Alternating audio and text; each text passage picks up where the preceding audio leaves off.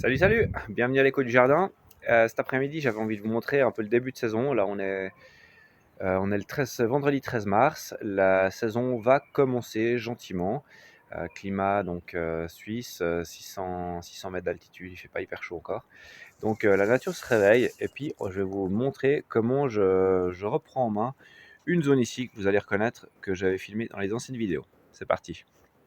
Voilà, donc toujours un peu le même point de vue de départ pour vous montrer un peu ce qui se passe. Donc bon, les massifs de jonquilles sont très jolis, des primes verts partout, c'est pas mal, le printemps est déjà là.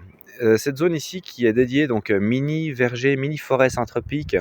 Alors ce sera pas une forêt avec des arbres très très hauts, mais en tout cas du fruitier. Donc le sommet, enfin l'arbre dominant vont être mes pêchers de vigne ici, là. Derrière, il y en a quelques-uns. Et puis j'ai encore un pommier là en haut qui monte à déjà 3,70 m, 4 mètres. Mais surtout, concentrons-nous sur cette zone-là.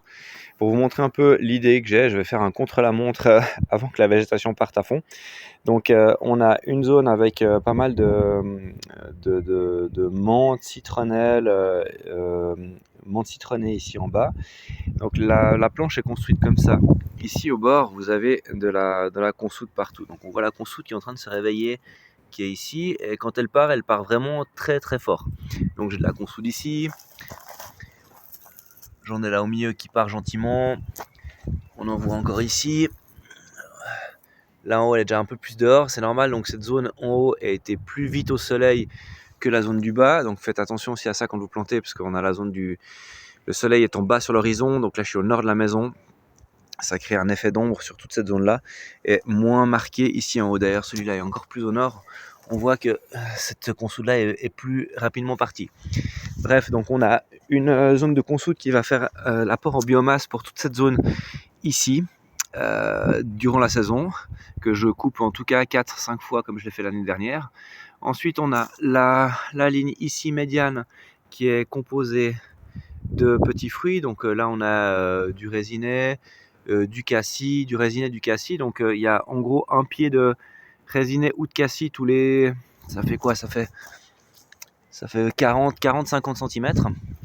Il y en a un là, il y en a un là, il y en a un là, etc. On le voit aussi qu'il est beaucoup plus développé ici que celui-là. Là. Et intercalé, tous les 50-60 cm, j'ai un pied de saule. Un pied de saule, un pied de saule. On voit déjà qu'ils sont en train de débourrer, et magnifique. Voilà. Et ça aussi, c'est pour l'apport en biomasse de fin d'année. Ils sont encore par terre. Et on voit vraiment tout. Une fois que c'est mis en place, qu'est-ce qu'on peut voir? J'essaye de rentabiliser tout cet espace en mettant du colrave avec de la salade intercalée ici sur ces 30-40 premiers centimètres. Quand je vous dis que c'est un contre-la-montre, parce qu'une fois que la consoude va partir, elle va prendre toute la place puis elle va étouffer tout le reste. Les saules, c'est moins le cas, les petits fruits, c'est moins le cas, mais vraiment la consoude, il faut que ça pousse avant la consoude puis que je puisse la récolter et la consommer. Par la suite, on a de nouveau au milieu, donc après ce premier rang ici de saules intercalé avec les petits fruits, on a un deuxième rang de petits fruits avec encore du ragoût minier ici. Alors lui, il est déjà presque en fleurs, il est vraiment joli.